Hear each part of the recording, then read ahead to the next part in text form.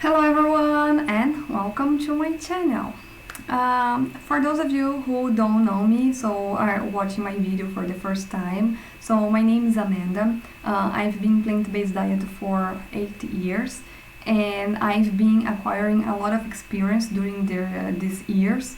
I've been trying to improve my vegan plant-based diet, and I've been reading books and passing through weight loss, trying to improve my lifestyle. And then I had the idea to create this channel as I could share these tips with you. Having a channel, I think it's a great opportunity to connect with others that have the same lifestyle, and also help those that want to start in this lifestyle. With that being said, so I just would like to ask you, if you like my videos, if you think that it aggregates value to your life, so I would like to ask you to subscribe to my channel, also to click the like button for me. It will be really helpful. And okay, so with that being said, so let's get started. Today I would like to talk to you about two topics. The first one is it's not just because it's vegan, so it means that it's healthy. There are many things behind of that you could be aware to improve your health eating habits. And the second point is how to cover the gaps in a vegan plant-based diet.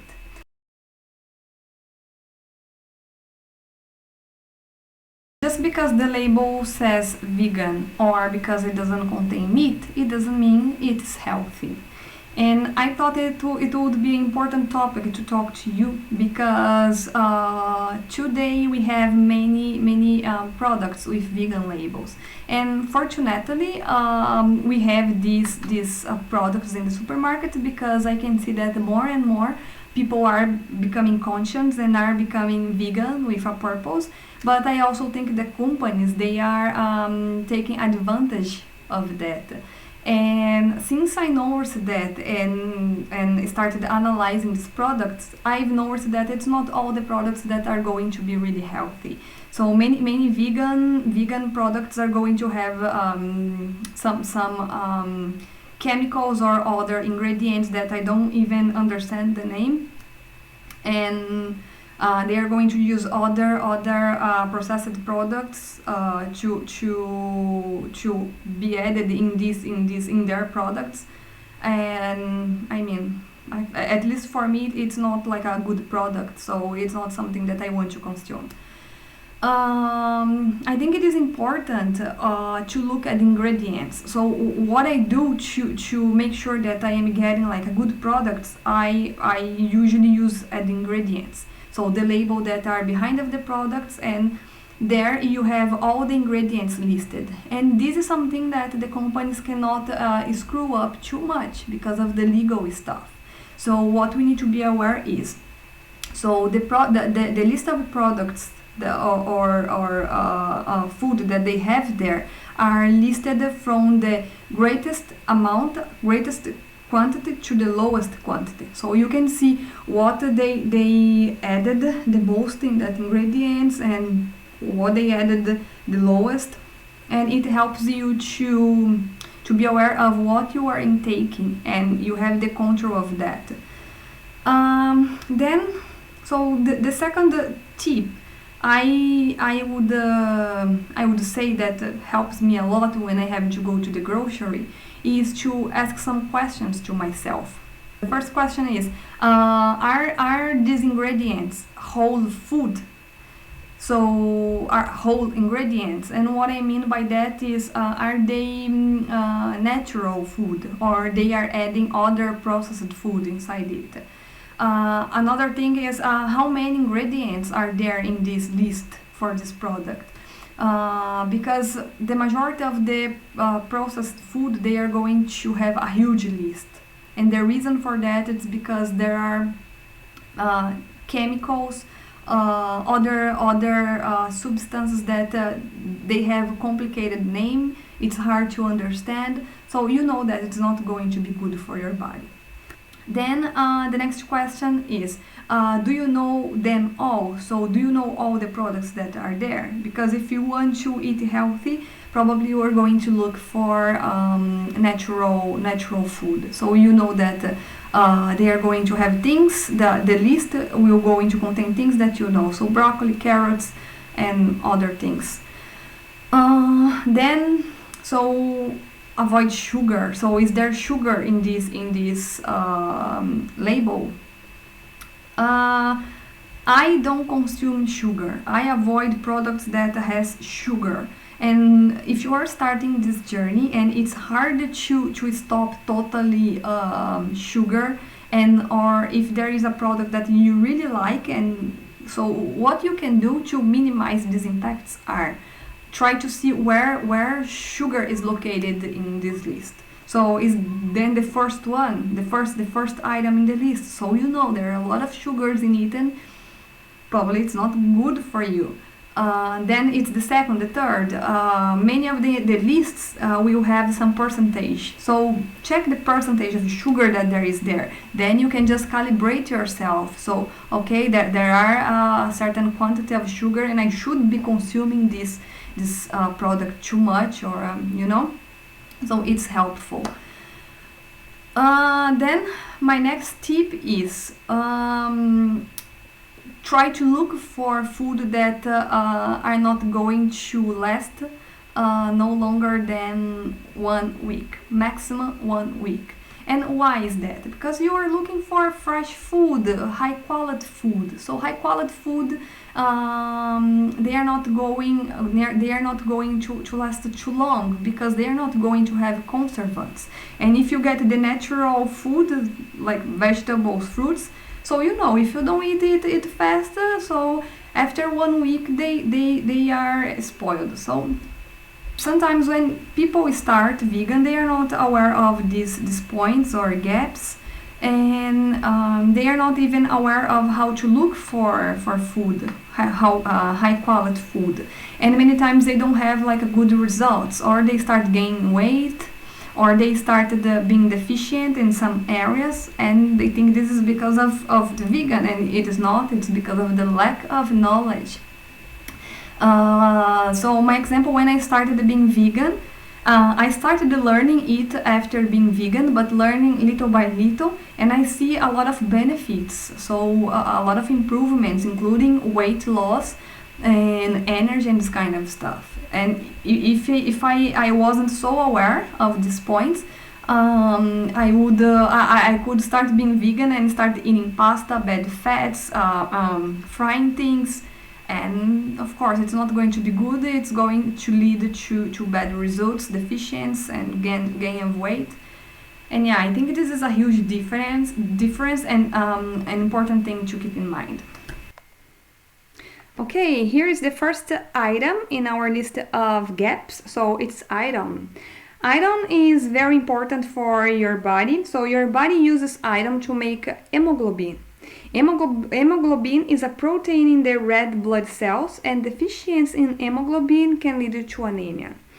So it's very important. So that's the reason I separated a list of food that contain iron, because it will help you to add this kind of food in your daily meals.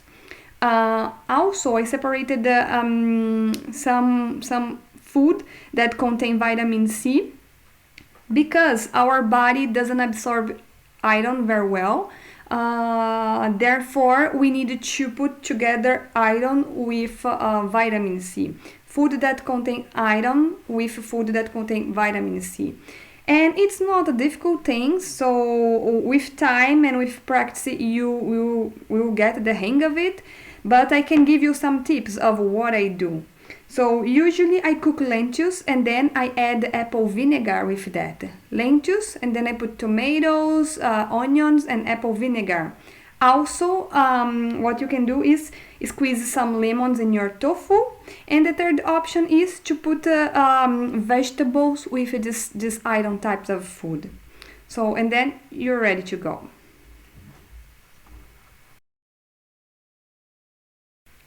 Here we have the second gap in our list, so it is B12.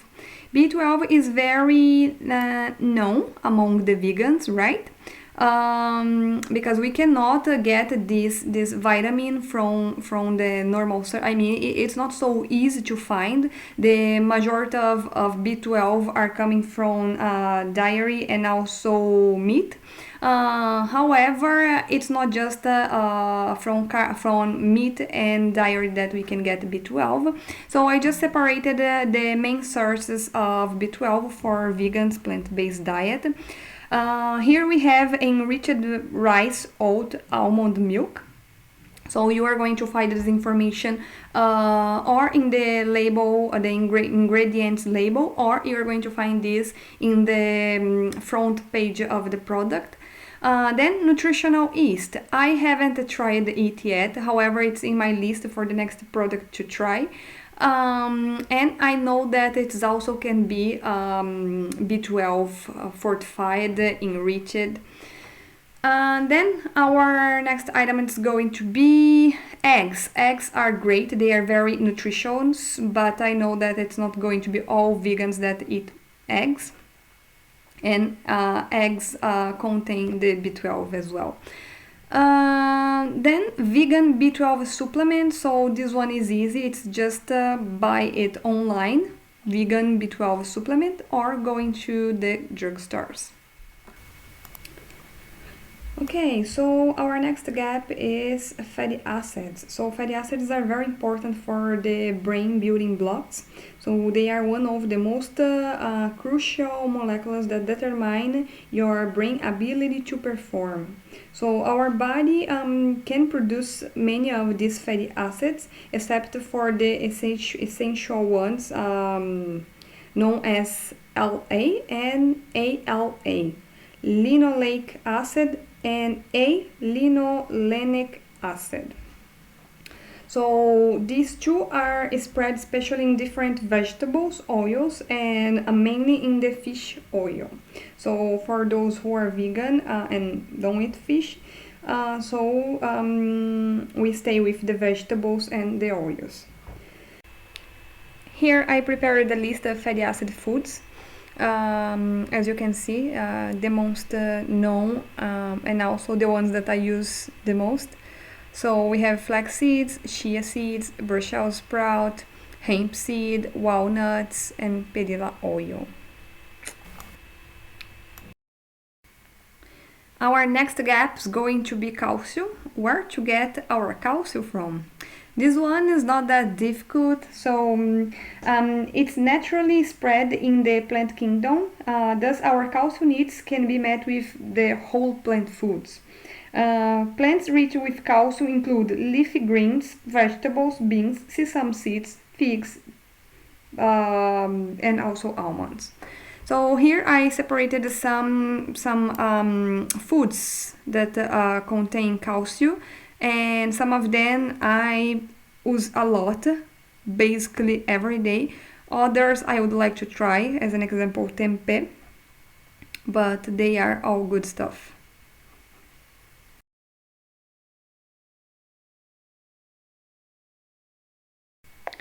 Here we are in our last gap, protein, very known among vegans. So here I think what is important to talk is that there are two types of proteins. So one is high quality protein and the other one is low quality protein. What is categorized as high quality protein? What is a food that is nominated as high quality protein? So foods that are nominated as high quality protein has the 9 amino acids. Protein is composed from amino acids. If one food has the 9 amino acids, important amino acids, they are called high quality protein. And those types of food are going to be meat, fish, and eggs. However, when it comes to vegan source of high quality proteins, we don't have many. So we have quinoa and soy. Here we have low quality protein. So what does that mean if a food is categorized as low quality protein? Well, it means that the food doesn't have the 9 amino acids, so it's going to vary among the amino acids. I just got this table and it's really helpful because it doesn't mean that you don't need to eat the low quality protein. It just means that you need to be conscious and mix these types of proteins. So in this table you can see the 9 amino acids. I just added the numbers as well to be easier to identify because these names are very complicated. And also I added the 3 main types of food that has the majority of amino acids that we need, and they are going to be legumes, seeds and grains.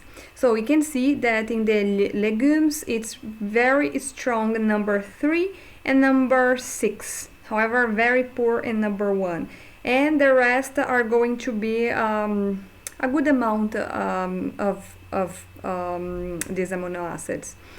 So then we have seeds. Seeds are great. As you can see, they are strong in the majority of the amino acids, just very poor in number 2, lysine, and also number 7. Well, number 7, I would say it's a good amount. And the grains, they are pretty similar to the legumes, so just being very poor in number 2. So what you can do is mix them. Maybe you are asking why not to consume seeds, a lot of seeds. However, seeds have a lot of calories because they are full in fat, and these can generate weight gain. So seeds are good, but not in a big quantity. So the best is to mix these types of food. I just separated on the right hand side some of the foods that we have in these categories. Under legumes we have beans, lentils and tofu. We cannot say that tofu is legumes, but it's made from soy. Under grains we have buckwheat, white rice. Under seeds we have flax seeds. As an example, we have linseed seeds as flax seeds, then chia seeds and pumpkin seeds.